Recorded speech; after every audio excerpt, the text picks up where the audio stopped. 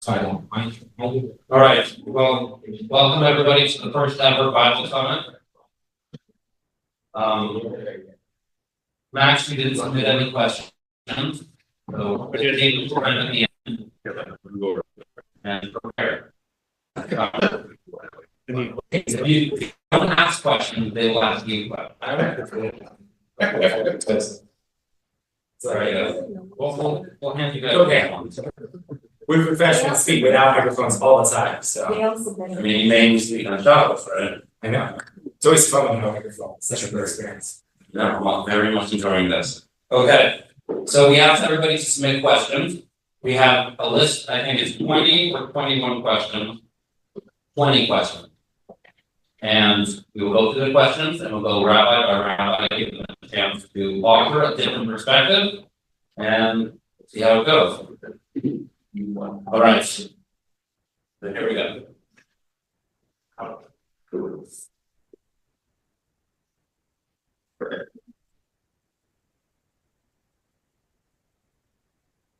The video is not working. Stop. Someone texted that the video is not working. Oh, this video? I Should be working. It's on. I mean, shows us that it's on. I'll try to see if I I don't can know. pin it.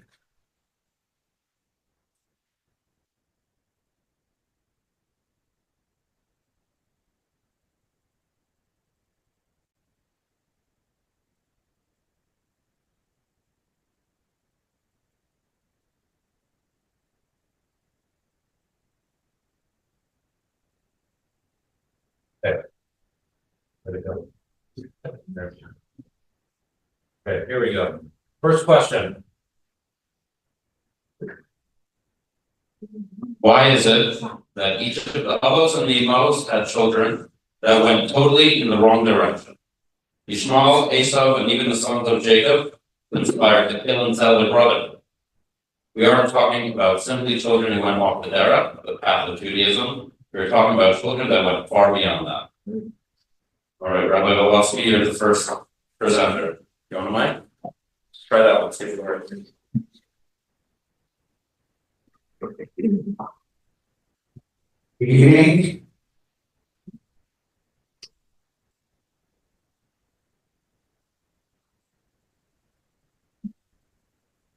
First of all, we're living in crazy times, so I want to start off by saying that hopefully we're going to expect tonight. And we are there to cloudy so that we should do what we have to do on our end. Hashem should bless our efforts naturally and miraculously. Okay.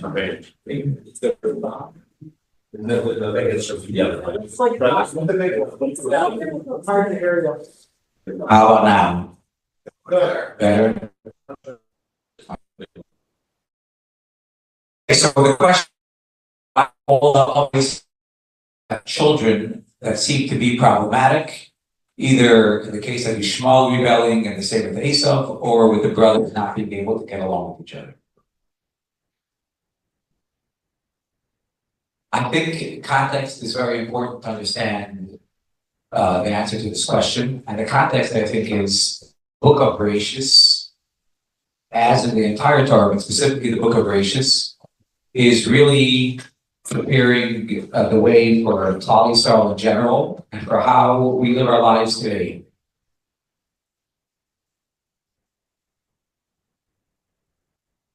Leaving the arguments between the brothers aside, I think the goal of us learning about the Avos and the Emos, the patriarchs and the matriarchs, is for us to have a healthy relationship with Hashem, with each other, and with the world. So I think really the paradigm that we see set up right in the beginning is an extreme focus on chesed first, chesed being kindness. Avram is a model of kindness. And we learn from Avram that there's times and situations that we call for extreme kindness. However, if that's not balanced, so that there will be ramifications. And in Chassidus, Yishmael, the child of Avram, is called Chesed de Klipa. This means Chesed done in the wrong way. So we learn from that original generation that Chesed is always the foundation, but it must be tempered, balanced, mixed with some level of discipline and gvura, which is what Yitzchak does by going to the other extreme. Yitzchak is a model of discipline. And I know there's another question here about Yitzchak being sort of the quiet in between. Maybe we'll get to that soon. So Yitzchak is more, I would say, harsh or at least close. And therefore we find that Esau becomes the model of gvura, the model of harshness in a negative way. Yaakov is referred to as the quintessential or the Hirsch of always, the one who sort of ended up receiving from both his grandfather Avram and from his father Yitzchak. By the way, they overlapped in years, 15 years they lived together in this earth, so he was able to receive from both. So Yaakov finally is considered Tiferes. Tiferes is the balance, the fusion, the beauty of both Chesed and Gvura together.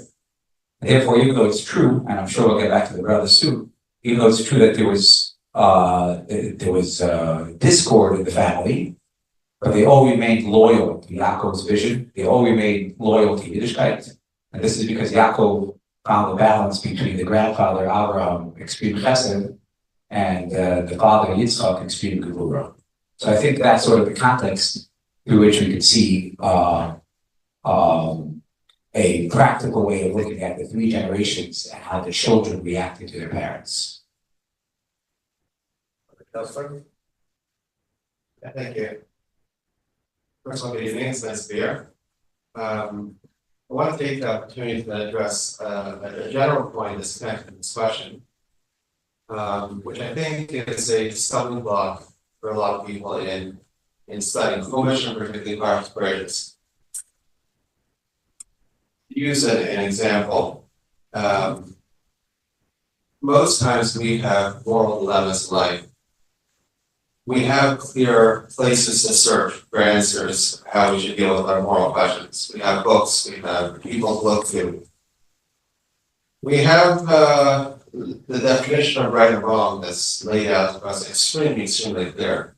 In most cases, we never have to decide true right and wrong in our personal life. We just have to figure out if we're going to engage with the question of right and wrong in our personal life. And number two is what we're going to do once we recognize the right and wrong. But the figure of right and wrong itself is not a question we have to ask ourselves. For example, it's very clear to us that we should not be taking advantage of other people for our personal benefit. What the parameters of it and what we have to earn a living and be competitive with other people, and then maybe it is appropriate to take advantage, that's something that we don't even have any moral falls most of the time. We have clear boundaries when we know there's competitive engagement and when something is not appropriate to be competitive. We obviously feel that when it comes to personal harm to someone else, we shouldn't be taking advantage of looking at someone else as a conflict with us. When it comes to a certain degree of financial engagement, we feel it is appropriate, whether it's right or it's wrong. In the time of the Chumash Bereshis, moral values were not yet developed. Abraham, in a way, started the moral quest of considering what's moral, what's not moral. Especially in the time that Abraham lived, that there were no moral values whatsoever. Every single question had to be figured out. In a way, every single detail that we have, positive and negative, is from the failures of great people in the past. But sometimes great people in the past failed, but really their failure is really they're figuring out the path that we're looking, where we have a path clear that's paved for us.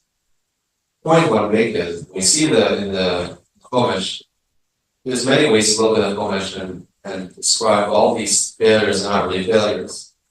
But a simple way of shot is they failed. But if we were to look at it from our perspective, we wouldn't even know how to unpack the question altogether. And that's the value of seeing it, how great people struggled with the question in the first place. And the reason is that we don't really have those type of struggles. So it's helpful for us to go to the purest moral question in every single moral dilemma that we have. It's important for two things: to go to the most abstract moral problem, and that's how it's exists in the moment. Number two is to know when we do end up engaging with moral dilemmas that we should have, engage with them. This is the backdrop of how to see and engage with moral problems.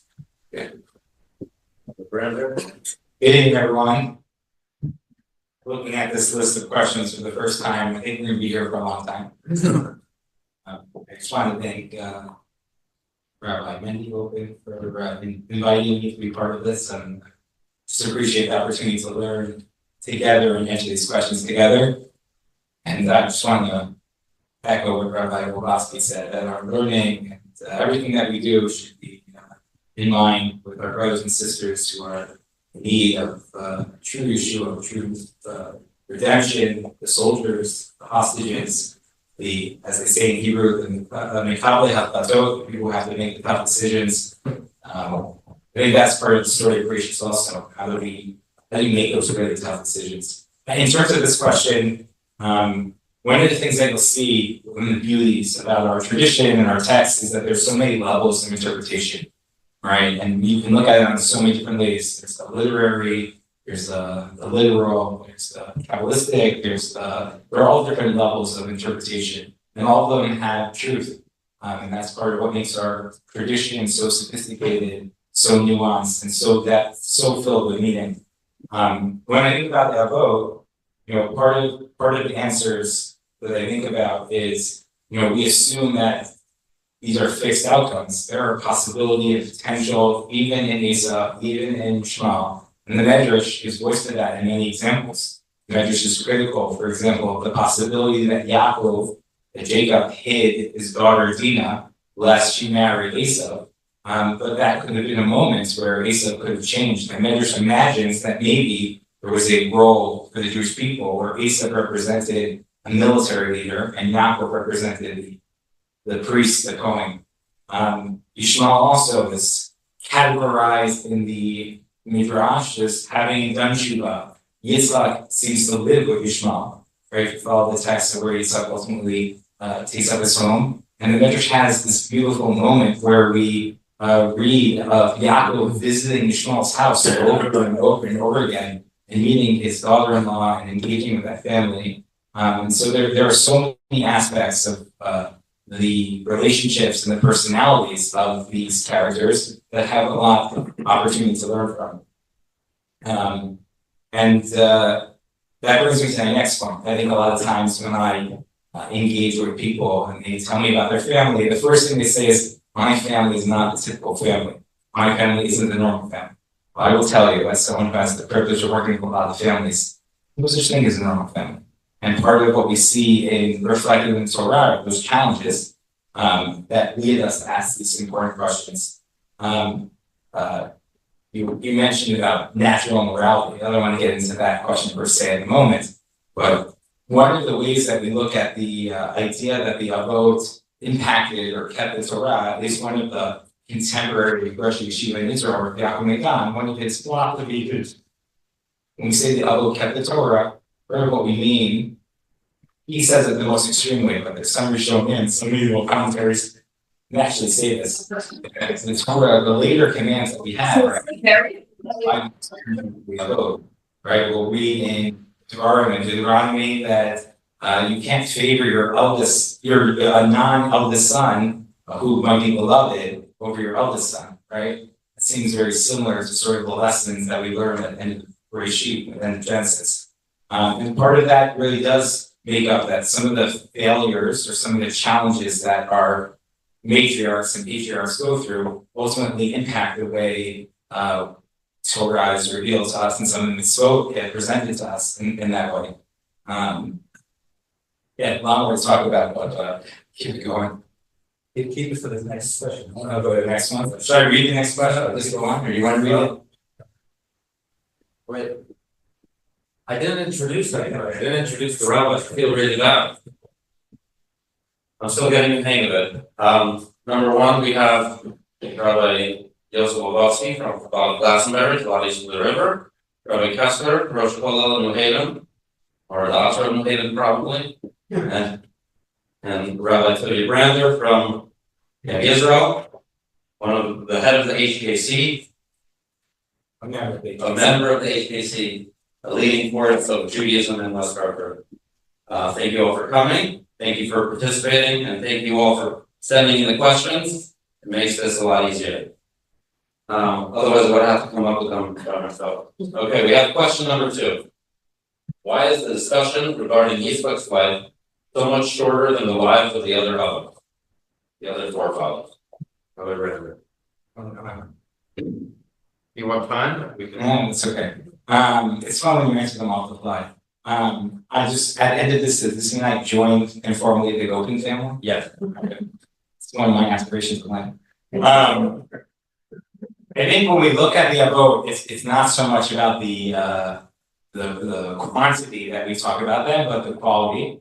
And we know that just from so many of our matriarchs and patriarchs in the story, right? We read of 17 years that Jacob spends in Egypt, we read almost of nothing, right? Jacob gets there, he meets Yosef, and then we say, Yaakov lives for 17 years, and then he gets ready to die. It's only those moments of trial and tribulation where there are those moments that we grow that the Torah records. Yitzchak, it's when we look at his life, it's important to sort of reflect on what that is. And while Rabbi Wolvovsky shared one perspective of Yitzchak, that's really true in terms of being a balance or a counter pressure to what Yaakov brings, what Abraham brings. The reality also is that Yitzchak becomes one of the most essential, perhaps the quintessential of our avot, in that Abraham and Sarah represents a revolution, changing the way that everything happens, this ethical monotheism, the first time expressed in the world,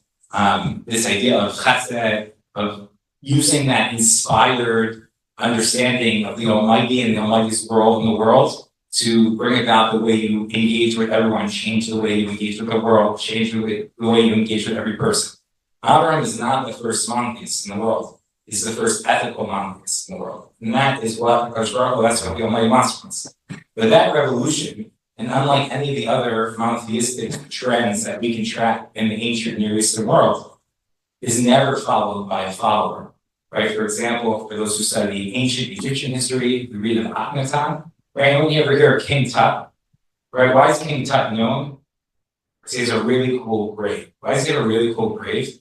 Because King Tut undid the incredible monotheistic revolution that his parents did, Akhenaten and Nefertiti, and the old pagan idolatrous priests of Egypt are really upset. They're out of the job. And when his son took over, King Tut, he undid those revolutions. And so when he died, they made a big deal about him. And we know almost nothing about the fact that his parents were really revolutionaries. What Yitzchak does, he continues that revolution. And that becomes not just a one generation revolution, but a dynasty. And everything that we read, if you read carefully the story of Yitzchak, you actually will see that not only is Yitzchak's role to sort of cement what Abraham did, but he does it, everything he does, he digs the same pits, he has a famine, but everything he does is his wife almost gets abducted. You can really follow the same story, but not only that, as they say, I think that's the Yiddish expression for best and for wissen, right? A little better, right? It's a little bit better, right? He has the same challenge that his wife might be taken. He tells the same lie that, it's my sister. But instead of being abducted and having been in this situation where you compromise your spouse and perhaps lie to someone else, he finds a way to sort of very publicly show that Rivka is indeed his wife and not his sister, and circumvents that issue altogether. Right? He redigs the wells that his father did, and he renames them the same names of his father. Over and over again, Yitzchak retraces the same steps that his ancestors did, cementing their revolution into a dynasty, and adding to that, and adding his own longevity. We're here not just because of Abraham, because Yitzchak continued to follow his way. So I think in many ways, the shortness of his tenure in the Torah shouldn't ever be taken away from how significant his role is. Thank you. What's interesting is that a lot of times we have a narrative in the Chumash that's very short, and then a narrative in the Medrash that's very expansive. And the reason is the Medrash fills in the gaps in a lot of details. The Chumash feels it's not so important with the central lesson. Chumash doesn't record. It's not a just book of history, which is recording details of information. We're really highlighting everything that's an important lesson. So a lot of times you'll have in Shemais you'll have Shem speaking to Moshe, and it's 2 words back and forth, and then a massive dialogue is added. What's interesting about Yisroel is the Medrash is also very small. So Yisroel, both in the Chumash and the Medrash, they don't take up a lot of space. Now, what's interesting is that not that it's like that it wasn't so much relevance to Bashir, but maybe it has a lot to do with where Brandon was mentioning before is that in the nature of someone that continues, especially in the nature of Isa, it's not so much to report, not that his life wasn't significant. In many ways, Isa's life is more significant than any of the other Rabbis. Mashiach will come and says that we'll call Isa, he's our true father. A lot of details we learn from Isa and for no one else. But the nature of someone that continues the dynasty is extreme discipline, minimalist, to carve down, not to allow it to expand in any way that's not appropriate. In many ways, the job of someone that continues is to keep everything as simple and streamlined as possible. And therefore, our life, as significant as it is something that's doesn't take up a lot of space in recorded history. We have many examples like that. There's certain of the greatest rabbis. We know almost nothing of them. And it seems like Yitzhak was something like that. And obviously we know a lot of Yitzhak. In terms of terms of the obvious, is less recorded because Yitzhak's job was really was more a minimalist, and therefore it's recorded that way as well. Examples of rabbis. So the Yaakov Paul as the teacher of the Rabbi, one of the greatest rabbis of Ashkenaz Jewry. Most of what we have in Ashkenaz tradition, both in terms of philosophy of Psak and in terms of details of how to paskin, is from Yaakov Paul. We have 2 recorded halachas of him. He didn't write down either.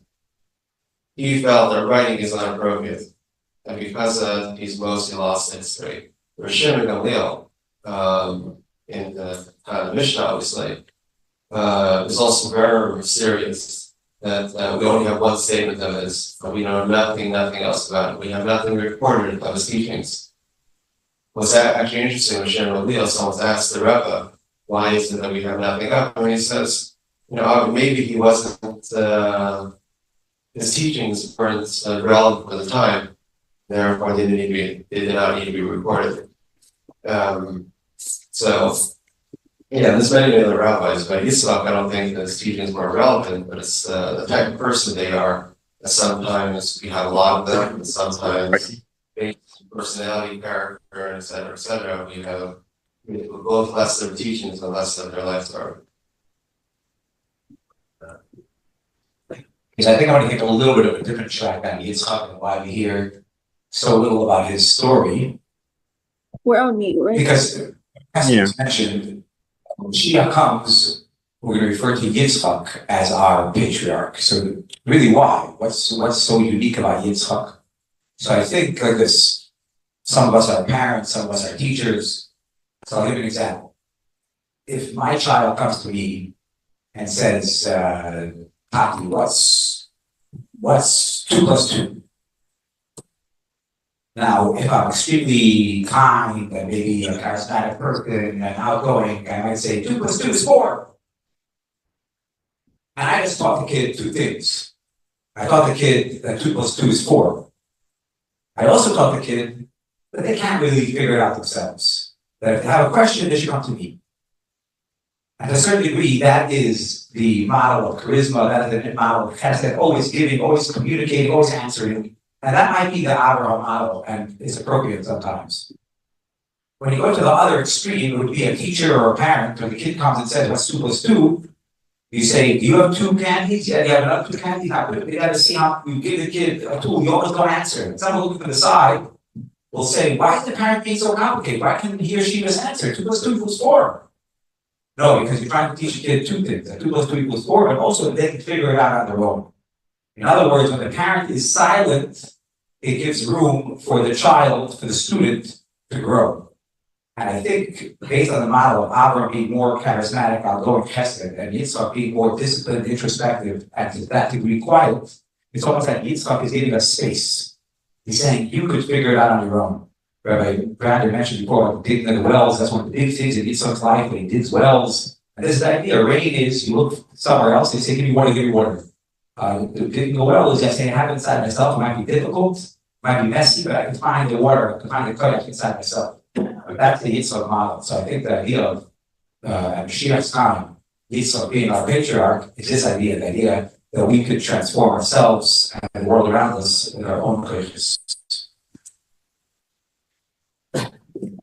It's also 422 is. Find out. Find out right now. I think it's the Chabad Kayin, the quote, whatever, and I'm assuming in 4, what has to do with building iron. 422. Well, that's what I was Okay. really built, it's that. Question number 3.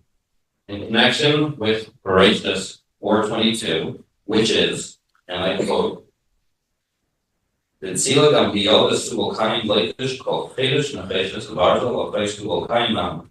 Yes? 422? Sure. And Sila to she worked Tubal-Kain, who sharpened all cutting implements of copper and iron, and the sister of Tubal-Kain was Nam. That's the verse. Does an arms maker bear responsibility for how the customer uses the weapon? And in general, what does the Torah say about the right to bear arms?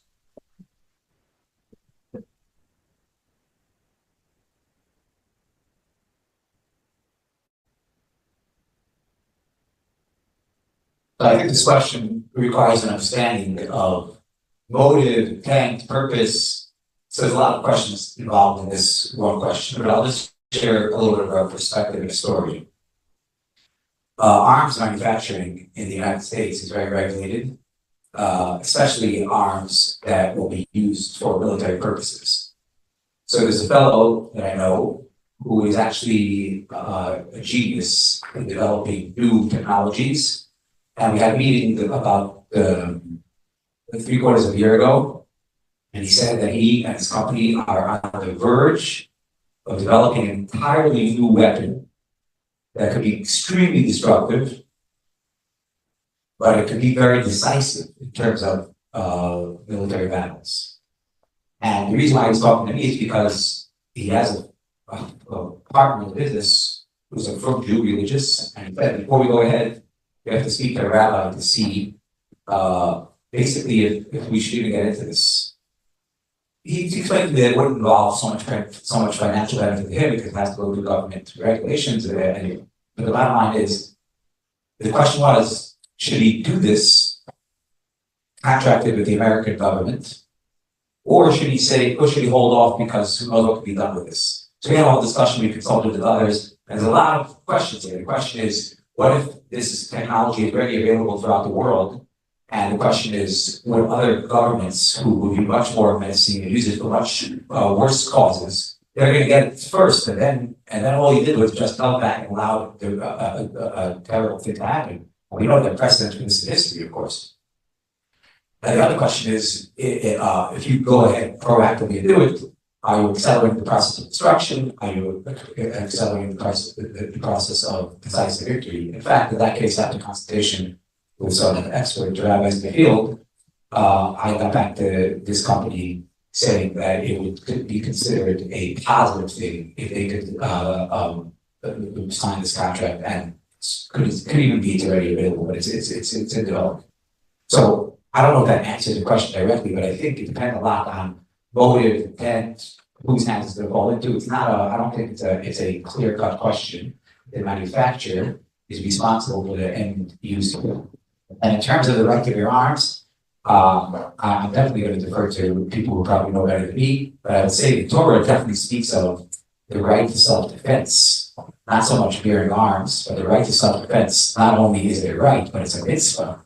So I would say that from that perspective, if arms is part of self-defense, then it would be a mitzvah. If it's for leisure or for aggressive use without self-defense, I think that is much more problematic. Yeah, this is one of the, it's an example of this question of a hotly debated topic that the rabbis spoke so clearly about in the past. The Ramban of this pasuk explains the dialogue that Lamech and his wives had. Lamech was Ramban explains, a brilliant man, and started 3 big industries. And one of the industries he started was a weapons industry. He had 3 children, he trained each one in a different industry. Music, farming, cattle raising, and weapons. His wives told him that they don't want to have children with them, because obviously God's going to punish him. The reason is he brought weapons into the world, and therefore death was brought into the world. The Rabbi reports that Lamech told his wife that weapons don't kill, people kill, and therefore I'm not responsible for what happens. Almost word for word in the Rabbi.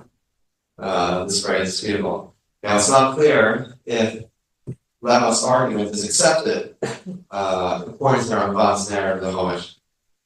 Now Lamech in the end is punished, but the Ramban doesn't continue this logic to see if this logic is fully acceptable or not.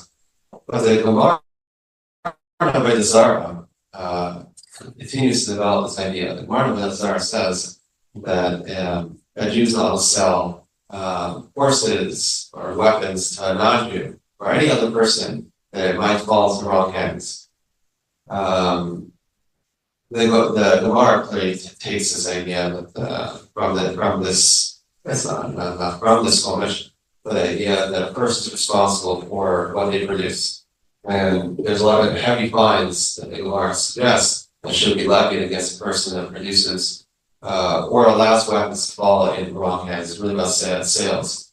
It would seem, based on the logic, that a manufacturer of weapons has tremendous responsibility of the weapons that leave their possession. If we would take the analogy of how the Rishonim would explain the Gemara of the Zara, the logic would continue that any crime that happens with a weapon, the manufacturer should be fined from it. Now, we don't have detailed legislation exactly how to do it. That would be the general line of reasoning in the Gemara, which is so interesting that there are Rabbi interested in this process. So I started being the last person on this. I think 3 points I'll make based on this question. One is, as I just noted, this is already an area of Jewish thought that is heavily developed. And as he alluded to initially, in terms of questions about morality, right? I think Jewish law is pretty clear on this, that we do have responsibilities for the items to bring into the world. The question then become matters of degree.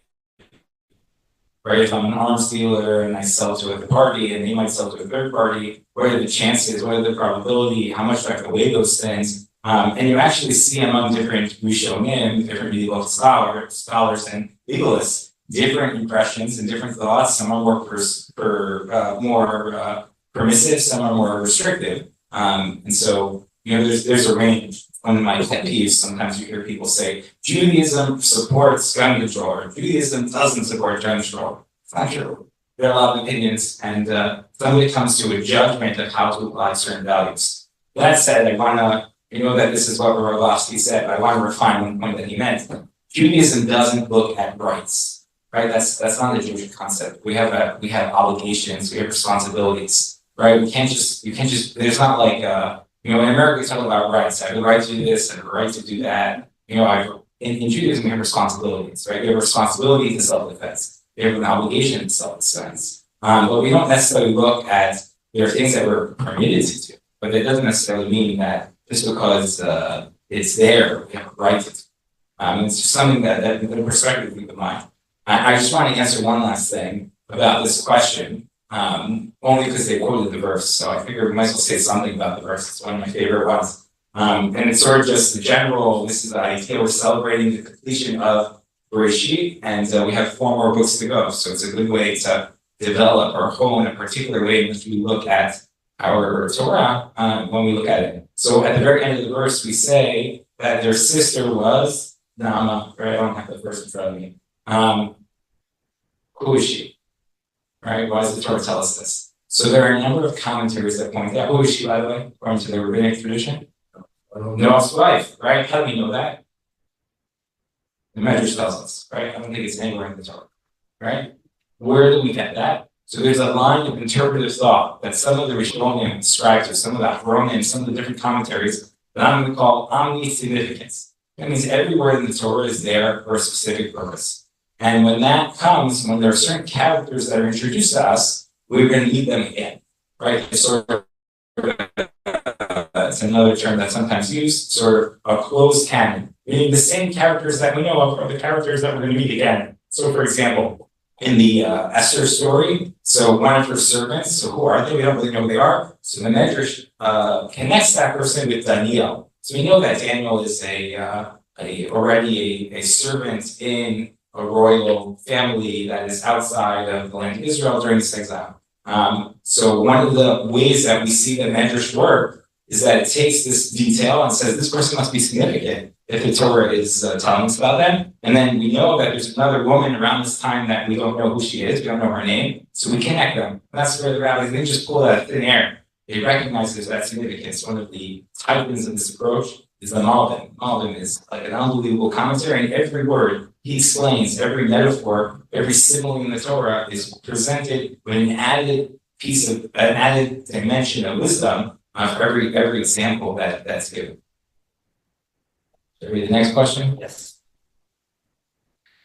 How could Sarah, being such a righteous woman, afflict Hagar? So I'm going to take the Ramban's approach to this, and I'm going to say she made a mistake. Ramban says that Sarah made a grave error in this moment, and because of that, Jewish people are enslaved in Egypt. Because of the way she treated Yishmael, the Jewish people struggle with the descendants of Yishmael until this very day. The Ramban is very critical of Sarah. Now, that's not the only way to read it, but I think it's an interesting perspective that we learn from the great successes and the incredible godless, the incredible greatness of our matriarchs and patriarchs. But we also learn sometimes from their shortcomings. And I think it makes them much more human, that we can aspire to their example by doing that. Sometimes we learn about great people and we put their angels that never had any sort of temptation ever in their world, in their lives.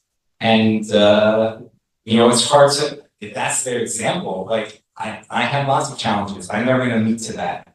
But sometimes you learn of incredible people who had challenges, but they were incredible people nonetheless. That's really inspiring.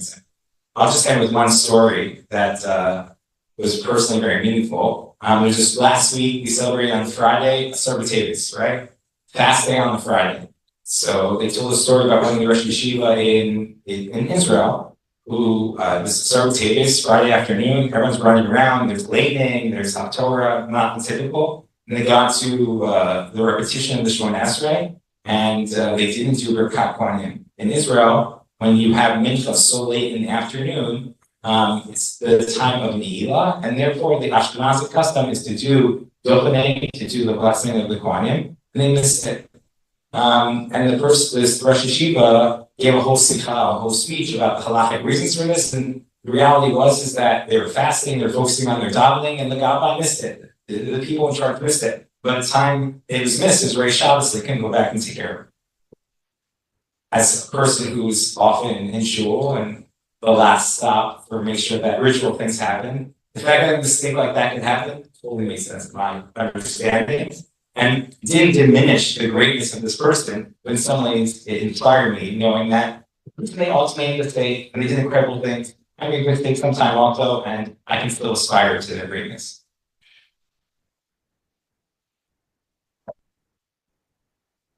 It says on the for sure 3 rabbis, 3 opinions. I'm gonna give a different approach. So there's many approaches to this. Just to take one opposite angle, just for contrast, is that it says that sorrow is a greater prophet than Abraham was. It's not clear where we see and at what point we see her prophecies is greater. One of the ways to view it is in this story. This story, Hashem tells Abraham, listen to Sarah. And the reason is because Abraham, he saw the direction go 2 ways. You can have Yishmael growing up and the Jewish nation continuing from Yishmael, the Jewish nation continuing from Yitzhak. And Abraham saw both opportunities developing. And therefore, he wanted to hedge his bets and never always wanted to take the chance of, we don't know what's going to happen with Yisrael. One child doesn't make sense to put all your eggs in one basket.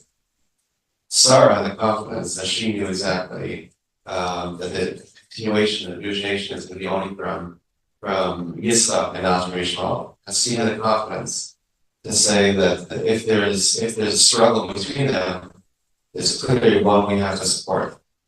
For that perspective, there's a way to look at Sarah as doing the most noble thing of protecting the continuation of the Jewish nation. It's true, it's a hard decision, it's true, it's a painful decision. But it's only a decision to make sure the continuation of the Jewish nation continues, because she knew it was had to be from Yisrael, not from Ishmael. All right, third opinion. So I have to argue a little bit, but here's the thing: Rabbi Grander, the Rabban, also mentions that it's also a state of Avram. The Rabban speaks both in terms of Sarah and in terms of Avram. And as far as Rabbi Kessler, Yitzchak versus Ishmael is round 2 of the story. The affliction of Hagar in the hands of Sarah is talking about when she's actually encouraged to come back. Right, so in other words, it's a little bit 2 different episodes of the same story. So you could say perhaps that Sarah was prophetic even before it developed, because Hashem tells Abraham to listen to Sarah when it comes to educating Yitzchak and focusing on Yitzchak versus Ishmael. This story, I believe, of the affliction of Hagar is before Yitzchak is born. What happens is Hagar becomes pregnant, and then she starts disrespecting Sarah, and now Sarah starts afflicting her. So really we have to ask, what does it mean? What does it mean Sarah afflicted her? What does it mean? And I think that in very basic terms, it means he reminded her of her position. He basically put her in her place. And this is the beginning of the Yitzhak Ishmael debate becomes almost a Hagar Sarah debate, because Hagar, as soon as she's pregnant, seems to think that she now is going to be a wife. She's going to be the mother, and she's going to be the one to determine the Jewish future. So I do agree that it's about that question, but it's a little bit, I guess, premature to the story of Hashem telling Abraham to listen to Sarah, because at this point, Hagar is encouraged to come back and to receive her affliction at the hands of Sarah to know sort of her place. So in that sense, it almost, your way of answering almost remedies, Rabbi Grander's Ramban way of answering, which is that by Hagar accepting the affliction under the hands of Sarah, it institutionalizes this idea that ultimately, even though we'll have complications with the Ishmaelites, it will be Sarah's vision that will be the dominant one. Just a quick note, because I know this is common by other things as well. This way of looking at it, which is it's a question of the vision for the Jewish future. The Hagar versus Sarah, Yishmael versus Yitzchak, we find that repeating itself time and again. And that explains a lot about Yosef and the brothers, that they're really debating about the proper vision for the Jewish future. While Rabbi Mendy goes to the next question, will he introduce us? I want to introduce Rabbi Mendy. Rabbi Mendy, we just did Chazak, and we thank God giving us an opportunity to do Chazak in the Torah. So the Rebbe should give you should be able to have Chizuk in all your young. Thank God you're doing great things. You should continue to do so. Amen. All right, question number 5. Maybe in our way, it's 6. Slowly. You have 2 ones, so it's question 6. This was number 4, so it's number 5. The first few psukim of Bereshit, chapter 6, are among the strangest in the Torah. Who were the Nephilim? Are we supposed to understand this section literally?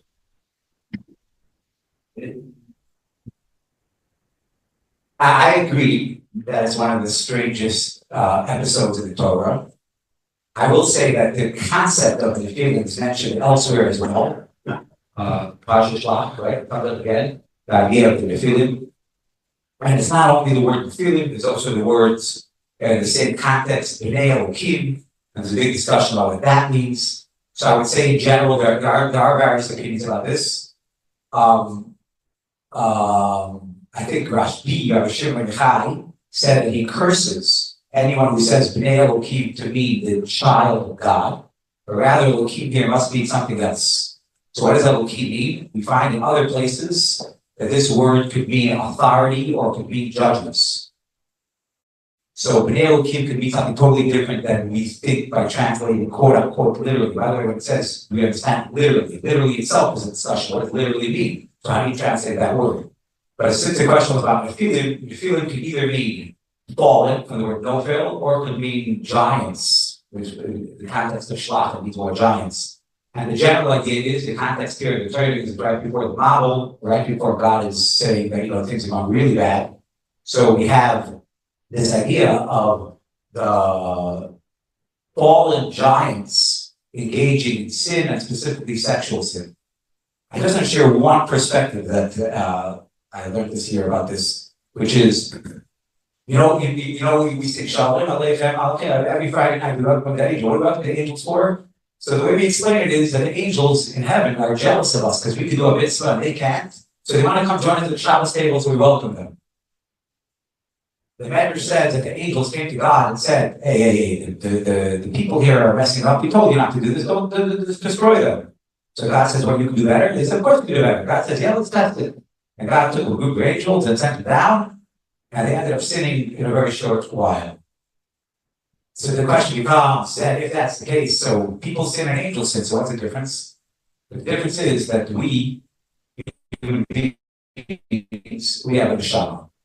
And the neshama is a direct breath of God. Breath means something that cannot be separated. It's always connected to Hashem. So even though we go through trials, tribulation, and circular lives, in the end, we know we're going to end up connected to Hashem because we have a neshama, and therefore the Nephilim story is almost teaching us the power of the human being, that despite our challenges, despite our rebellions, we're always able to come back and stay connected to Hashem.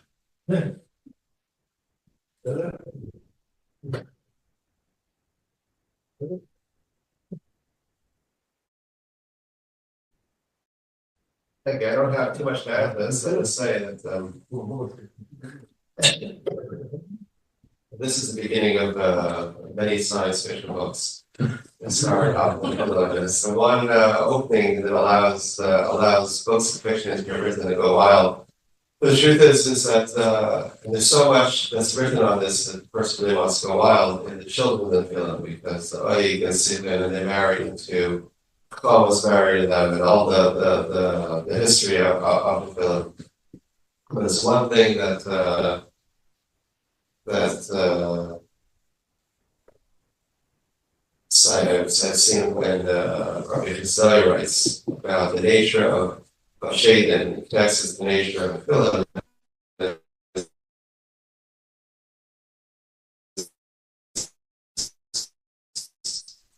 It's similar to what Wolvovsky said, for pleasure.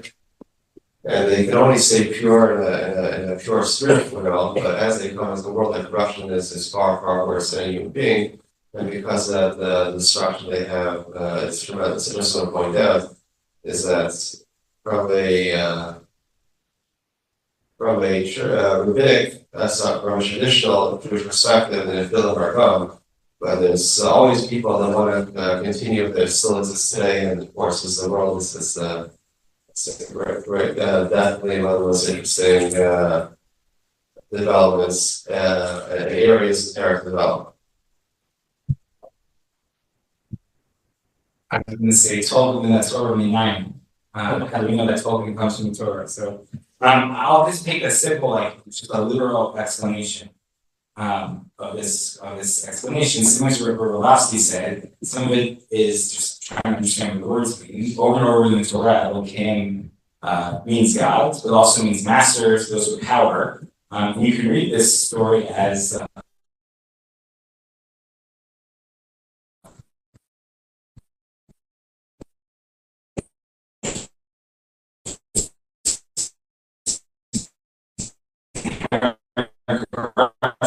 right?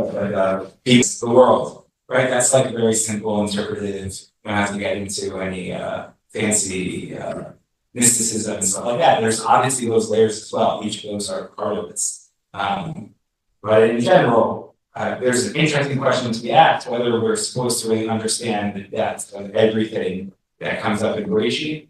I think we try to find the wisdom to that, but with the understanding that sometimes there are going to be parts throughout the Torah that maybe we don't of the lecture.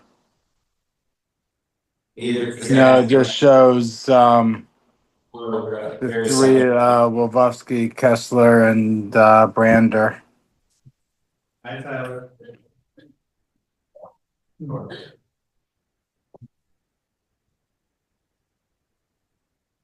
Here's another great one in that category. I've always been interested in Adam in chapter 1, right? Where God creates humanity, and says, let us make man. Without any knowledge of commentary or measures, and you read verses 25 and 26, it's fairly clear to me that God is speaking to the animals just created when he said, let us. Do any commentators take this approach? Do any commentators take this approach? I think yes. And these are there are a number of different answers that go, whether it's God speaking to the angels or speaking to the animals that have been already created, either as a sign of respect or a sign of trying to involve even junior partners. I'll share with you my favorite understanding, which I think is the Zohar, that says, Nasa Adam, let us make man. God is talking to humanity that God's about to create. And God recognizes that we're endowed with potential, we're endowed with that spirit, that breath of God. We're endowed with so many talents and capacities. But it's up to us to complete that creation, to make that possible, to make that promise possible, and to manifest that perspective.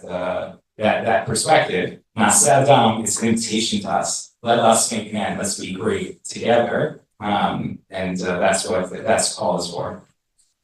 Thank you. There's a debate in the portion in the Chumash.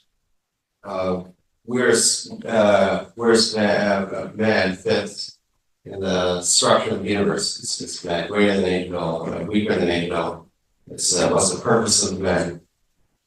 And this debate continues really till today in Judaism of the centrality of man, the influence of man. There's an idea that is developed on this pasuk, this back to this, is that the job of man is to live a life based on what God wants in this world. And when man does, then even one man can change the whole world. The one man, by doing one kind deed, could change the whole world around him. And the question is, why does man have such great influence? And the answer is because man is made up of everything. Man has part angel in him, part animal. Man has part physical, part spiritual. Man is made of a combination of everything. Because man is made up of everything, or to say this way, every single element of creation agreed with the development of man. And not only did they agree, they gave their blessing, they're part of the development, they're part of every single thing that man does, affects the whole world around him. And that's why God says, now Sodom, because we want this man to, when he does come into this world, to have the power to have such great influence.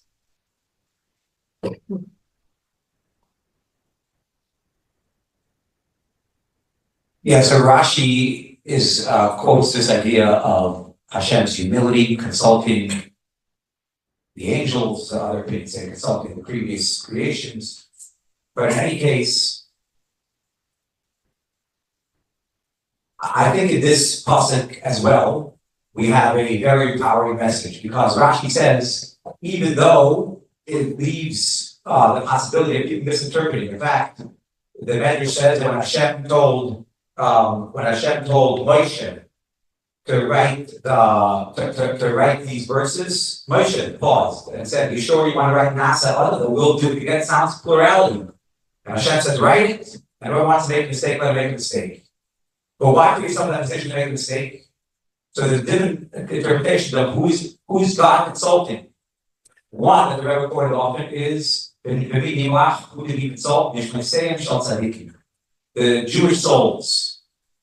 And the way of seeing it is not so much that God is asking for a partnership in terms of permission to do it, but it's more of the vision and the drive and the purpose of why God is creating to begin with. So we're creating now a world of matter and 6 days of creation, and it's going to be a beautiful, nature. But the question, what's the purpose? Nasa other means Hashem is consulting our souls and saying, could we do this? In other words, empowering us to be partners with Hashem, to be able to go ahead and find the purpose behind the material, to serve Hashem in this world, Torah, mitzvahs, make this world a home for Hashem. And therefore, what we end up having is that God is ready to take this extreme risk of misinterpreting the word Nasa to be plurality in order to impress upon us the importance of our partnership with Hashem, that we are the reason, our neshamas, our soul, our spirit is the reason why Hashem created the world, that we should be able to make it a home for Him.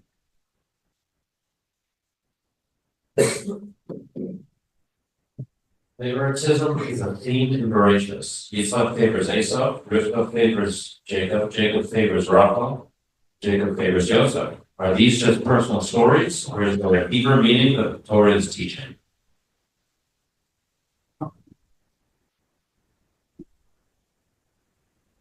I think they're just personal stories. Okay, here too, we could go the track of saying we learn from previous mistakes, or saying that there's a message here, or a vision, or what really is going on. So I'm not going to address all of them. I just want to give. I'll choose one. I'll choose Yaakov picking. Yitzchak picking Esau. So Yitzchak, the second of the patriarchs, chooses the older brother. What does he choose? He's not to give the blessings. What does he have to do? He has to give it to Yaakov. Now, interesting thing there is that after Yitzchak is quote unquote deceived and give the blessing to the one who he didn't want to, Yaakov, and when he's aware of this, we don't find that Yitzchak is angry, protests, tries to change it. No, he goes out with him when the older brother Esau comes back. He says, "I gave it away already, but I'll give it to somebody else." By the way, the blessings that Yaakov receives at this point from Yitzchak are blessings that we say to each other every Saturday night. Why? Because we're going on to a journey to a new week. We need the greatest blessings ever. These are the greatest blessings. What's good about those blessings? And what does that have to do with these favoritism? So basically, I think what it comes down to is Yitzchak, as the one who's carrying the torch of Abraham, understands that he needs to give the blessings to the one who's going to be able to implement the vision of Judaism in this world. And the key is this world, to be able to navigate the challenges, the materialism, the ego, the competitive nature of this world. And what Yitzchak saw was that Esau, while he might not be doing everything correctly, but he has the character, he has the strength, he has the ingenuity to be able to overcome all challenges and be able to win in this world. Therefore, he said, if I give Esau the blessings, they'll be able to use it, hopefully, in a good way. But he knew Yitzchak knew he's taking a big risk if he gives it to Esau, but he felt he was the only one who could actually do it, overcome the challenges of this world. Why? Because at that point, Yaakov came across to him, at least, as being too innocent and weak. So this is his quote-unquote favoritism of Esau. The favoritism is that he could deal with the material world and bring the vision of Judaism into the world. What the mother, in this case Rivka, had to do was set up Yaakov to show his father that no, he's capable of dealing with this world. He's capable of dealing with deception. He's capable of dealing with rebellion. He's capable of dealing with strong forces that might be antithetical to Judaism. And therefore, the moment Yitzchak saw that Yaakov is standing before him, and I say saw, I mean perceived. Because he realized that Yaakov is not only innocent and not only holy, but also Yaakov is capable of outsmarting his brother Esau. Then he said, now I have the best of both worlds. I have an innocent, holy, studious man, a spiritual person who knows how to deal with this world, the material world, and therefore he gives you blessings. So I think the favoritism is all about what will be better for the Jewish future. In the case of Yitzchak leaning towards Esau, it's because at that point he felt that Esau was the one who could get the job done. But the moment he sees, again, with the setup of Rivka, that Yaakov is fully capable, he gives him the blessings wholeheartedly and doesn't look back.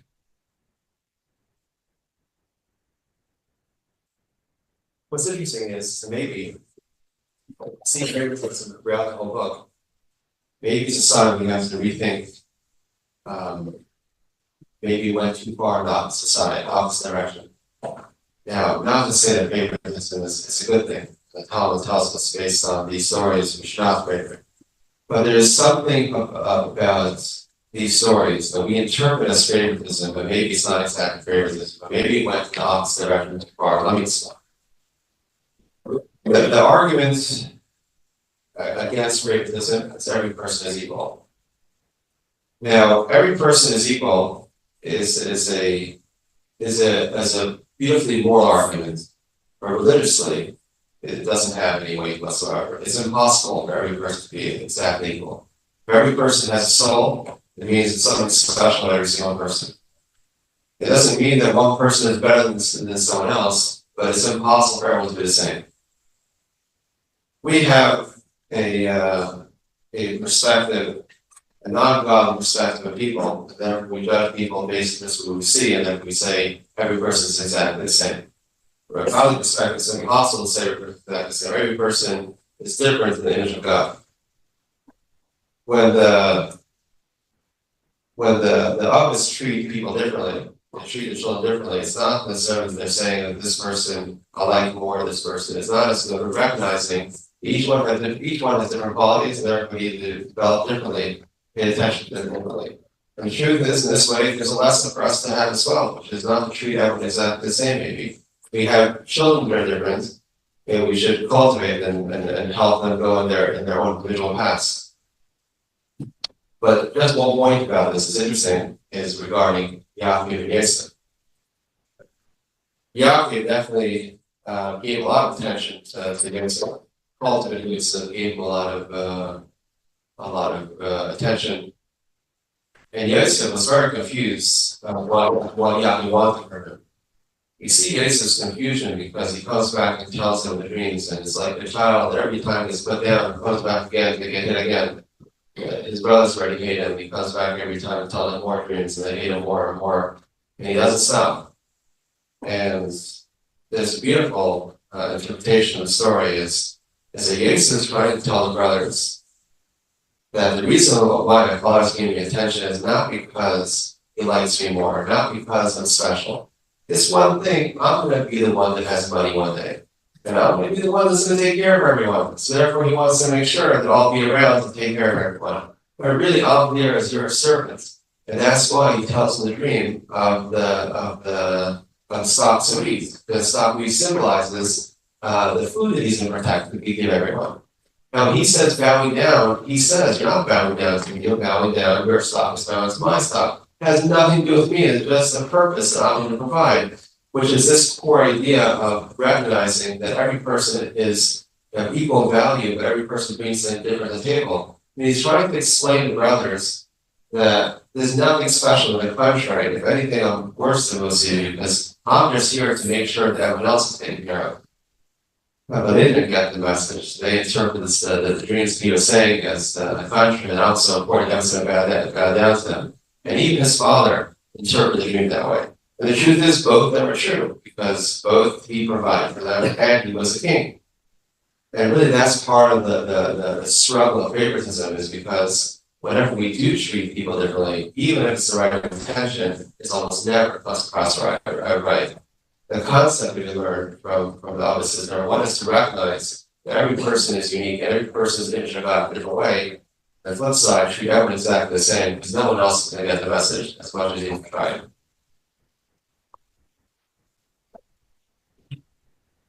feel like, Bobby, you didn't hear. Everything's been said, just not everyone said it yet. I'm going to try to take a slightly different approach on this, and just highlight two pieces. One is Chabad custom to give a blessing every Friday night to children? Or is it only okay or? Not necessarily. Not necessarily. In my family, we do it every night, every Friday night. And what blessing do we give our children, or at least according to the partial we read last week, right? That they should be like Menashe and crying. Part of what we're blessing our children is not to be like Yaakov, not to be like Yitzchak, be like Menashe and crying. And part of that's on the heels of this story where Yosef brings his children to be blessed by his father, Yaakov, and arranges them in this unique way. And Yaakov switches his hands. You can almost see the wheels in Yosef's head turn. And the Torah makes this clear. You read the text and it goes over and over again that Yaakov switches hands, even though that this one was the older one. And Yosef's like, no, you have the wrong side. You can just imagine Yosef's like, my whole life sort of set aside because of this coat and because of favoritism. And even at the end, part of what Yaakov was teaching Yosef is exactly the point that was just made, that sometimes we think all of our children are exactly equal, and it's not the case. We have to invest in their unique talents and their unique skills, right? I know when I bring home candy from Shul, I have to make sure they're all the same color, right? God forbid I bring a blue and a green lollipop back and I have problems. That might be true about candy, but it's not true about everything else. And that's a really important piece. But at the same time, we want to raise our children, it depends where you are in the generation divine. Yaakov sees that as the message for Yosef and for Menashe and Ephraim. What Menashe and Ephraim take from that, and what we hope to impart to our kids, is that they can live in unity and that they don't have that jealousy, right? So it's a balance between those different themes, and trying to make sure that we instill that in our children, both being able to give everyone what they need, but also making sure that we have that harmony and unity in our family.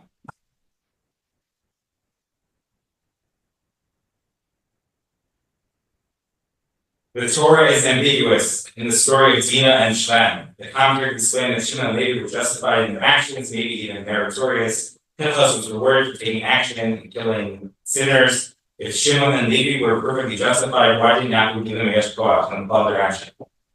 Well, a lot of assumptions in this have.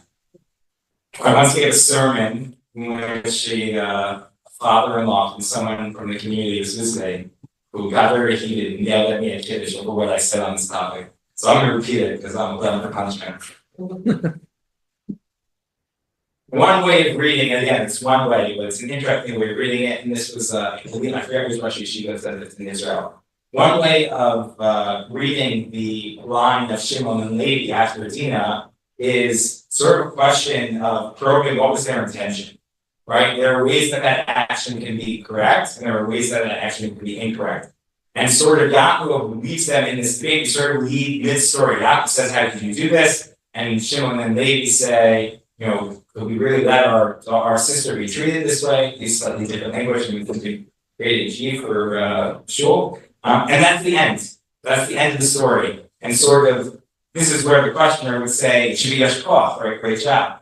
But Yaakov leaves it. Yaakov wants to understand, is this righteous zealotry or is this a little bit of something else? And then what happens? We see their behavior when it comes to Yosef. And again, part of this could be a debate about what really happened. Were the brothers right or were they wrong for selling Yosef? Clearly in the end, they were wrong. Part of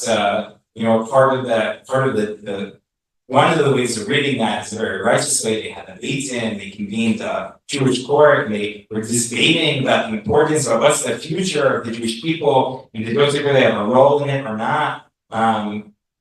Let's leave that side out for a second. Let's say there was anger, there was jealousy, there was hard feelings, that they were motivated not by the purest of intentions.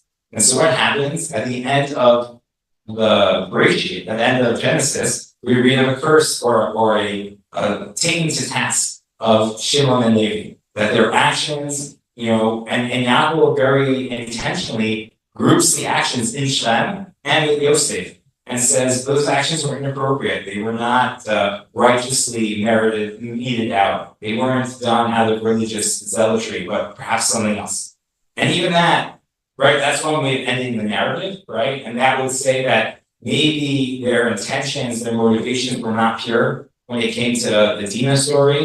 And that was proven by the fact that it's one thing to do that to protect the family, but within the family that was inappropriate. But even that's not the end of the story. Yaakov's admonition of them spurs on potentially a tshuva movement, who also becomes the ultimate keepers of the tradition, the children of Levi. After the sin of the golden calf, they're the ones who step up to defend God.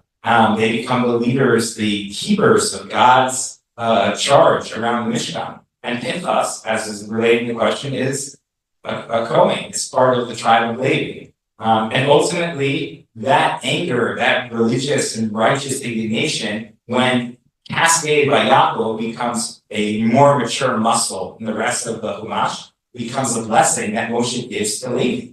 And Levi's curse about being spread out among the Jewish people ultimately becomes a blessing for the Jewish people. That Levi will be the fountainhead of teaching Torah, teaching that passion, of teaching that engagement, of teaching that zealotry to the Jewish people. And Yaakov's foreshadowing of them being split up ultimately is not a curse, but a blessing both for Levi and for the Jewish people. And so the story doesn't end at any one point, right? It continues on. We might not be able to say as great things about the tribe of Shimon from taking that. That's a different piece. So I think, part of it's in context, and that becomes a really important measure of what happened here. I say that checking my bias as a Kohen. Well, I was gonna say the exact same thing. The brachas, listed, but to add one different angle, is I guess that there's an idea according to Kabbalah is brought down, and it's quoted says that it's regarding Pinchas, that Moshe Rabbeinu was not capable of doing what Pinchas did. Now the question is, if you read the simple text, Pinchas asks Moshe, what should he do? And according to Rashi goes to Medrash, and Moshe tells Pinchas, if you have a question, you brought it up, you should do it. But the different interpretation is that Moshe is not capable of doing this. Moshe is not capable of religious zealotry. And the reason is like this: a zealot is someone that writes off another person. It sees a person as having no merit whatsoever. Not just his action is terrible, but the person is terrible, never writing off the person. There's no hope in the situation besides taking a very aggressive action. A true leader is not a person that's capable of religious zealotry. And that's why both Moshe and Yaakov, not only are they not capable, they can't give a effort. It's something that maybe needs to be done, but it's not something they can give a effort. On the contrary, the idea of a leader is to maybe point out the problems that exist and therefore get the people to correct their ways. But zealotry, which is writing someone out fully, that's not something that they're capable of doing. This idea is actually interesting. How throughout history, Jewish leaders related to zealotry. And I just want to bring one cute story about this. There was a Rabbi of the Rabbi in 1952. Was Wolvovsky was very, very small then. And there were many Hasidic rabbis that had shuls, and it was part of the excitement of Karhais, Shabbos morning, to go from synagogue to synagogue to see what's going on for every single rabbi. And the custom of Karhais, the people used to drop in every place. One week, there was a couple, man and wife, that were going together to check out every rabbi. And they walk into 770, and there's a group of Barbarian, just men, and here a man and woman walking together. So one of the students are telling her, it's no mechitza here, it's not appropriate, et cetera, et cetera. After the Rebbe's middle speaking, and he hears someone's telling her off, after he finished speaking, so he said, okay, we were the Kanos, And now the zealotry of any names, whatever, there's a certain type of zealotry, and we can move on. Clearly addressing this point that maybe it's right and it's not, maybe it's not, but it's not something that a Rebbe relates to.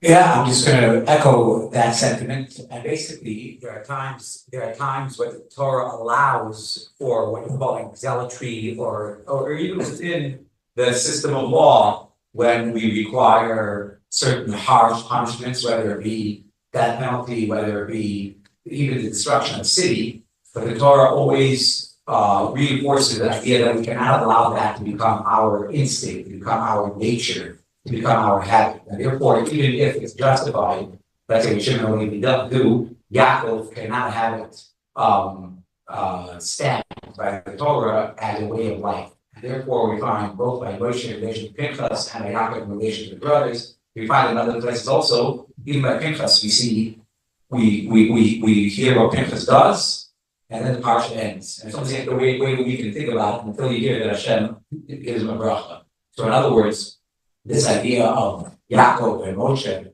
taking perhaps the bigger, purer view, even when the violence might be justified, is in order that it should not become part of our nature. Our nature must always be kind and forgiving, even if the law sometimes allows and requires harshness. I think the next question's been answered. Yeah, we've gone through this one. Okay, this is a good one. In your opinion, who is the strongest female character in Bereshis and why? It's a good question.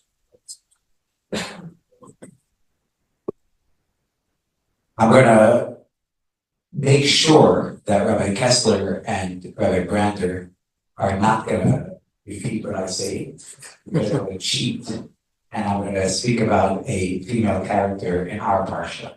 So this way we know that it'll be the rule that'll be good. But I'll tell you, I'll share with you a story and how it connects to a woman in this parsha that I think is very instructive, very relevant to all of us.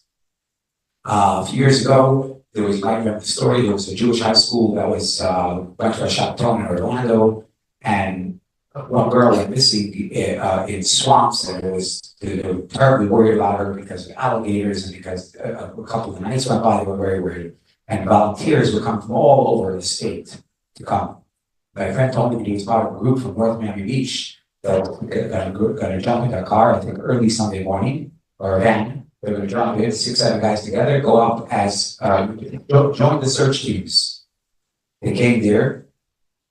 They came 4 o'clock in the morning. They came outside of there to by the van, and they see their friend, a little on the older side, but their friend comes and he's wheeling his wheelchair. They tell him, I don't know what his name was, whatever, they tell him, hey, what are you doing? He said, what do you mean? He said, we're going to search, I'm coming to search. He said, what do you mean? You know that they're not going to let you go into the forest with your wheelchair. Also, the van is not retrofitted for your wheelchair. So I said, listen, here's how I live my life. Since I'm stuck in a wheelchair, I live my life like this. Well, I do whatever I can do. I go to the limit that Hashem lets me. And then it's up to Hashem. So I'm coming to the van. If I can make it in, I'm coming. If not, it's not. So when I think of this story, I think of a woman in this week's parsha, which is Paro's daughter. That she sees from afar, she sees a basket with a kid crying, and she can't reach. So she stretches her hand out, which is a non-logical thing to do because you're not going to reach. And we know what happened. She did her part, and Hashem made a miracle happen, and her arm was extended, according to one of the Pshat and Rashi, and she won the basket. So I think the powerful lesson for us from this woman is that sometimes we don't see how we could succeed fully. Sometimes we don't see how we could complete the job. It's our job to do everything we can do with the courage we have and leave it up to Hashem. And that's how we become partners with Hashem. We do the natural part, and Hashem gives us the miracles. And since we're in a time that we need that more than ever, let us hope that we, as Jewish people, do what we need, and Hashem gives us the miracles. Say to that answer the question. All the questions are not answered. Yeah, but I'll point out, what I want to point out in this is that I think that what's unique about all the women in Parsha, I mean, all the boys, is their strength. All of them show tremendous strength. For example, Sarah, defying her husband, the story Yisach and Yishmael. Rivka, again, defying her husband to make sure that Yaakov gets the brachas. Leah, living a life of not being appreciated her whole life, but she knows that she has to have children that are the shvatim, and Rachel gives up everything for her sister. And these are people, all of them. I'm not Jews, but all of them. The one thing that's similar of all the advice is the tremendous personal strength. The definition of Bizu and Gibor Klevish Yisrael is perfect, matches perfectly with all these four women. I will answer the question, but all the questions, this is not the ones that who's the strongest? So try to understand strong. I would imagine Rivka might be, she's clearly, a very strong figure. And there are a lot of literary proofs to that. Just the whole scene at the well, one of the ways that we look at literary tools to unpack the Chumash, we look at the well scenes, we learn a lot about the characters in the well scenes. So, like, for example, in this week's Parsha, Moshe meets his wife at the well, but what's the word that we use that introduced Moshe? Moshe is Yoshiam, he's the savior, he comes and saves them.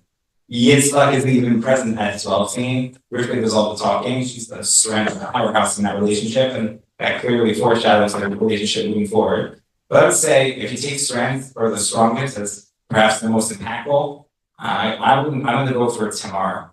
Tamar is that one flyover chapter in the second part of the Bereshit that skipped in school. When I was in third grade or fourth grade, we got to, was the parak on his head? We got to that parak, and our Rabbi said, you guys were so well behaved as a treat, because we were marching to the end of the book of Bereshit for the year. We're going to skip the next parak, so I don't have to learn it. And I came home to my family, I came home to my parents, and I said, we were so well behaved this week that we skipped an entire parak of Chumash. You know what my parents said? Oh no, we're gonna learn it. I'm like, oh, we behaved. Anyways, but my parents sat me down, we learned that parak of Chumash. Why do I say that? Because Tamar represents the solution to the story, right? There's a really fundamental question. Why is the whole Yosef story interrupted by the introduction of the Tamar story? But the Tamar story teaches Yehuda, which ultimately becomes the reason why the tribes learn to sacrifice. Even if you take the best intentions of what happened with the brothers, they're willing to sell their brother out because they believe in their vision of the Jewish people. And Tamar teaches that she's willing to sacrifice herself, even though she's right, to protect her family, to protect Yehuda, to go after what she believes is the right thing. And ultimately, Yehuda has to learn that moment from her. He has to learn from her that willingness to sacrifice himself for his siblings, for his family, which ultimately becomes the turning of the screw, to borrow a term from fiction that we allude to, which is what ultimately he does in the Binyamin story, right? He's willing to sacrifice himself, even for a crime that seems that Binyamin committed. That's how committed he is to that vision. That is what ultimately redeems the Jewish people. Although the mother of Amalek also might be a really big heroine in Bereshit, but that's another story. In your opinion, does the reading of Bereshit, how is During this reading of Bereshit, this time, how is the parsha reflected on specific events in Israel? Awesome. First of all, I just want to note in general, I never take for granted finishing the book of the Torah, right? Growing up, that was always the case, right? Whether you made it to shul or not, I'm not checking anyone's attendance. I tell people all the time, I'm not a rabbi that checks people's attendance. But we finish the Torah every 14 weeks, every whatever, we finished every book of the Torah. We always got the Chabad Chazak. Comes COVID, we learn never to take that for granted. And never take for granted being able to hear every Torah portion of a parsha, of a book. Just It wasn't something that was always possible. We should never take that for granted. And I feel that all the time. In terms of this, I'll give one reflection for today. For those who might be in shul, I haven't debated, but I might share this on Shabbos, so I'm sorry in advance.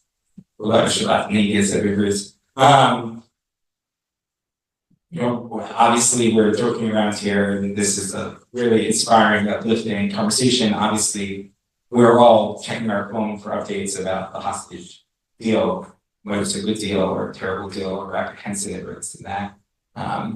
And there are two parts in this week's Parsha that really speak to that moment of the debate about what's going on here. Moshe is confronted with the terrible reality of what is going on in Egypt. Moshe knows what's going on. And God comes to Moshe and says, it's time to free the Jewish people. It's time for you to go to Egypt. And Moshe, the lover of the Jewish people, the ultimate savior of the Jewish people, should say, God, where have you been for 210 years? Let's go tomorrow. Let's go right now. That's not what happens. Moshe argues with God for days. The Medrash said it goes on for weeks. Over and over again, God, don't send me. They're not going to listen to me. What's your name? Are you sure they're going to listen to me? Give me a sign. But after they don't listen to that sign, give me another sign. That sign's not going to give me enough. Give me another sign. God, send someone else. I can't speak. I don't enunciate well. I have a list. I have this, I have that. God, just send anyone else. Where's Moshe's simple humanity? Where's his obvious Israel? Jewish people are suffering under the backbreaking labor of bondage. Can you imagine if there was some way to free the hostages and the person wanted to say, oh, send someone else to Doha? Could you imagine someone doing that? This is Moshe Rabbeinu? This is what's going on? So the Medrash describes that there's a deeper debate going on here, that God and Moshe are fighting over something else. What does this mean? Shlach Naviat Shlach, who should you send? Moshe is saying, not Aaron, as Rashi quotes, you should send Eliyahu the Navi.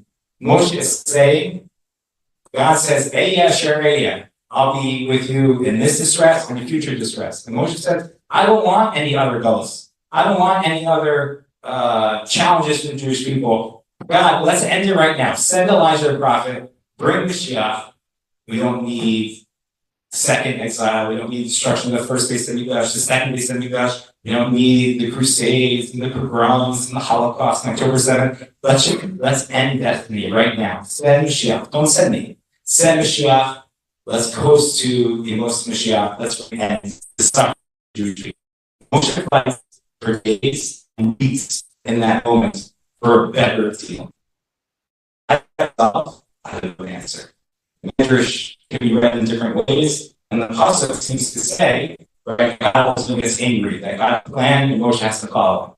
But that tension, what's the right thing to do? Do we take a very flawed deal that will save a third of the hostages? Do we hold out for the hope that we'll bring them all home at one fell swoop? Do we keep fighting because that might bring to a better future? And I don't think anyone who is alive today knows exactly what we're looking at. When we read this story, this debate between Moshe and the Parsha, that it's taking a little longer, maybe that's the right thing. And ultimately, in that case, the Almighty instructs Moshe in a different way. And ultimately, history plays out the way that God wanted to until that moment. But that tension, I find, gives a resonance to the emotions that I feel when I think about what's going on. And all the different debates that I hear, a good deal, a terrible deal that's a necessary deal, it gives voice to that. And it's, at least for me, very, very palpable. And it's very apropos to the holiness. I know the Rabbi is very much into the idea that you got to live your week with the Parsha Shavua. Right? Am I getting it right? What? 11 with their side. Right? That's this week. That's the debate in Shmos. That's exactly what we're living as a Jewish people right now. Thank you. There's a Gemara Sanhedrin that talks about It's the Chumash. it talks about a non-Jew that asks a rabbi, why is it that God created the idol worships, idol worshipers and idols, the possibility of worshiping idols. Isn't it so obvious? It's such a false thing, and therefore an impossibility. How is God allowed it? And the answer that Rabbi gives is the people didn't recognize that there's how wrong it is, and if the option wasn't there to worship idols, the people wouldn't recognize how wrong it is. If the option wasn't there, the people wouldn't fight for it. This idea that opportunities are there given us to show how we have to believe in it and how we have to connect it really made me another way of how to view this whole book. One other point first. The famous Rashi that was talking about, the first Rashi in the book of Bereshit, that asked the question, why is it that the book starts with Bereshit and just start with the mitzvahs of the Torah? And the answer is just that the Jews should know, non-Jews should know, that God created the world and He gave Israel to the Jews. And the question is so say just a couple verses. But it's not just that; it's the whole book of Bereshit. And that's what's interesting that made me think this year is that when we go through the whole book of Bereshit, it's not just one parsha and one verse. But the whole book of Bereshit strengthens our connection to Eretz Israel. And part of the message of the Gemara and Sanhedrin is whenever there's a time that our connection to Eretz Israel, really our connection to another Jew, is tested, our Kollel reading is tested, our Jews responsible for each other. It's time to, number one is the capability that we do have, or the Jews that are next to us, to embrace them further, to deepen our connection to Eretz Israel. When there's non-Jews around us, or the world around us says that we don't have a connection to Eretz Israel, the book of Rosh is there to strengthen our connection. And the reason is because if we don't have the opposition, unfortunately, we might not recognize it ourselves. Now, never to justify any people that claim that Israel has no connection to Jews, but sometimes within the arguments against it, it strengthens our resolve and our connection. Living with every single part of the parsha, how Abraham walked in the land, and his connection to Israel, and as the Shvatim, every single one, their relation to Israel. Yaakov leaving Eretz Israel, and how Yaakov leaves Eretz Israel. And then at the end of the parsha, how Yaakov makes Yosef swear that he won't stay in Kollel, so goes back to Eretz Israel. And Yosef makes his brother swear, where Jew says Yaakov and Yosef says the most important thing in the world for them is to have a relationship with Eretz Israel. I'm going to pick up where Rabbi Kessler left off. I will say three quick things that struck me this year more than ever before. Number one is the first Rashi, but I do want to add, because Rabbi Kessler said it's a message to the Jewish people and also the non-Jewish people, but it's also a message of how Jewish people should speak to non-Jewish people. In other words, what is our main claim and what is our main, our best argument is our connection to the land through the Torah and given to us by Hashem. That's number one. Number two is much later in the Chumash, when Yaakov is afraid to go into Mitzrayim, Hashem tells him, "Al tirah, don't be afraid. I'm going with you." So I think that those are very important, especially in these times, to remember that in all situations, Hashem is with us, and as long as we follow the recipe of the Torah, Hashem will be with us. We have faith that it's going to be good. And finally, this is the only book that by the time we finish the book, we're still not a nation. You become a nation by giving of the Torah. So what are we now? In the whole book of Bereshit, the Jewish people are now more than ever before. We have to reinforce that message that we're all part of one big family. We're coming up on almost 2 hours, and we do have a bunch of questions left. So instead of doing 3 opinions on every single question, I would like you guys to choose your next question. And What's your favorite? Oh, each one. each one of you could Which character Bereshit would you have? Okay. To To me, I think a very inspiring character in the book of Bereshit is Ephraim.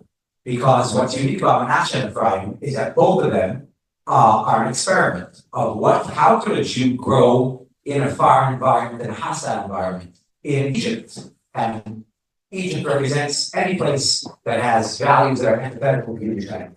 And Ephraim, the word Ephraim means not just to be loyal to the past, but also to grow, to expand. And I think Ephraim is a model for how we, as Jewish people today, can live in America and all over the world, not only playing defense by holding on to the tradition of the past, but by innovating and growing and expanding the enterprise of Yiddishkeit, as Hashem already told Yaakov, for us, they know, okay, but it's better than that. So Ephraim, to me, is a big inspiration.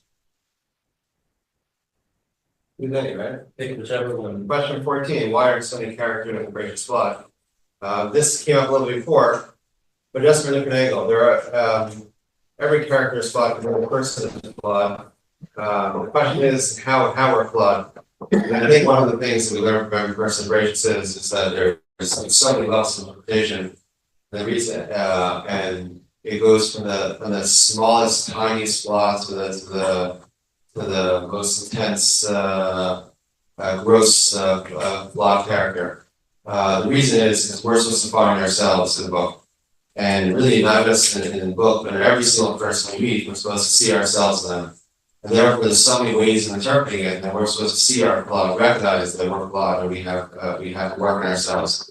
And by going through the story, like quoted before, 11 decides, we recognize what our flaw is and how we work at it. And going through every person, learn specifically how to improve. I'm going to take the question, what's your favorite lesson from Bereshit and why? And I'm going to take up what I think is the overriding message in Bereshit. Some would argue that the entire point of the book of Bereshit, that it was just suggested, was to prove that the Jewish people have an ancestral claim to the land of Israel. And while that's an important part of Bereshit, I don't think that's the main goal of Bereshit. I think the main goal of Bereshit is to highlight that without a commitment to halakha, without a commitment to a moral, divine, ethical code, without faith and law, you can have pockets of peaceful life and society, but ultimately human nature, human reality will yield to evil and to that. And that ultimately becomes, I think, the central theme of Bereshit. And you see that over and over again, and perhaps there's no greater part that you see it over than the ending of Bereshit. How does Bereshit end? In the most unceremonial, pedestrian, repetitive way possible. We're told that Yosef dies, is interred in a coffin in Egypt. Of course Joseph's in Egypt. He's spent the last 21 years in Egypt. Of course he's in Egypt. But really, the fact that Joseph's in Egypt isn't some repetition of a geographic note. It's a heralding of a tremendous triumph.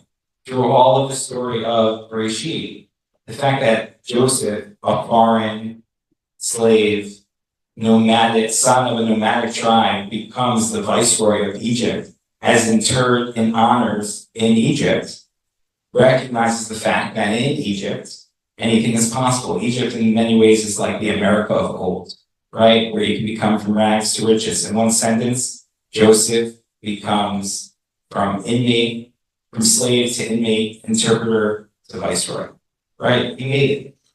And that's really great for a week. And then Pharaoh, who is arguably the hero of Genesis, becomes the certainly unopposed villain of the Exodus of Schneur. That in the same place that maybe under the right circumstances or the right king, you could have Joseph rise to power, is the same society that very quickly could descend to genocide, enslavement, and the malice that we read of at the beginning of Shemot. And without the tether of the divine, without the tether of faith and law, human society ultimately falters. That's the message of Bereshit. And ultimately, what we see little by little is the first Jewish family slowly understand that. And ultimately, that's why Abraham, we're told this isn't a secret. This is why Amram is chosen. Most important verse in Bereshit, I think it's chapter 18, verse 18. Why is Abraham chosen? Ki dativ, because God knows the mind Sabet, Banav, that B'toach Harav, because Abraham is going to teach his descendants after him, Ishmor Derech Hashem, to keep the way of God, so to do righteousness and justice. That ultimately is the thesis of Genesis. That's what secures society and humanity. And ultimately that is the precipice in which we continue on to the next book of Shemot, where we ultimately get to that point. Genesis ends with a big question mark, sort of challenging for a moment, mediating its central thesis. And then we read the book of Shemot, which only highlights why this thesis is so essential.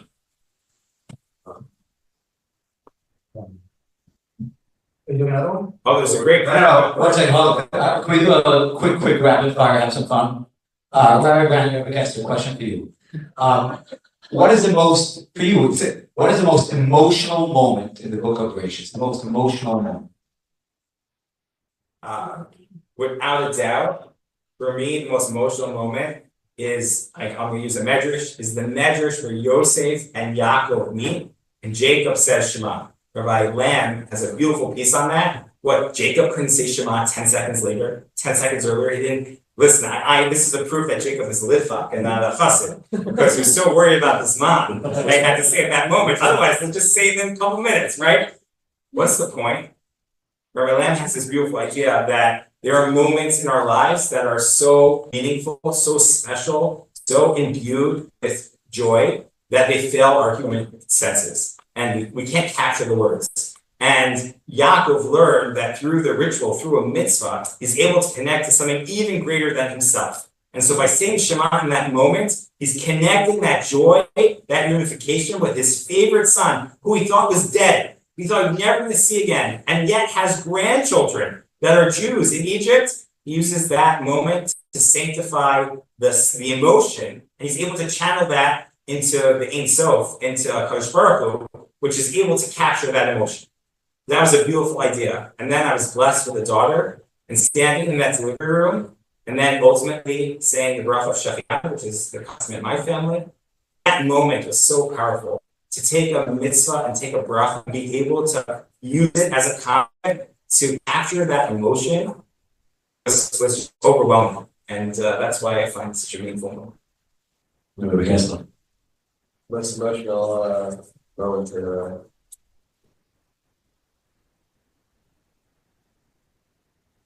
The litvak was more in touch with his emotions than the chassid. I just to add to what our grandmother said, that when the Rabbi came to America, he hasn't seen the Frida Rebbe, and the Frida Rebbe has seen the Rebbe and the Frida Rebbe has seen his daughter and his son-in-law for a while, and it was a similar thing that they were in a state of danger, and nevertheless he wouldn't see him for a couple days. And it was a similar idea, well, I don't know exactly similar, but that the Frida Rebbe was a very emotional person. And he was nervous, health-wise, his state, it would be too emotional and how he would deal with it. And he had to prepare himself to calm himself down before he sees his daughter and son-in-law saw him separately. Maybe that way, the Chabad calming down is the response of Yaakov is tremendous excitement, but the excitement should always be controlled with our connection to Hashem, and that's part of how Yaakov does it. Okay, well, for me, one thing that's very inspiring is Yosef being the first Gauls Jew. Yosef is in Mitzrayim, he's far away, and he's and before he gets into Mitzrayim, everything is difficult. He's sold into slavery, and everything is uphill battle. But Yosef is someone that never identifies with Gauls. And he always is Hashem always makes him successful.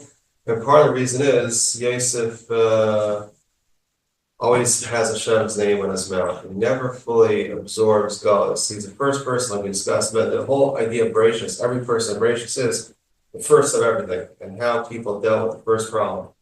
So that Yosef is dealing with the first problem of God's. How is the Yiddish live in an environment that's foreign to him?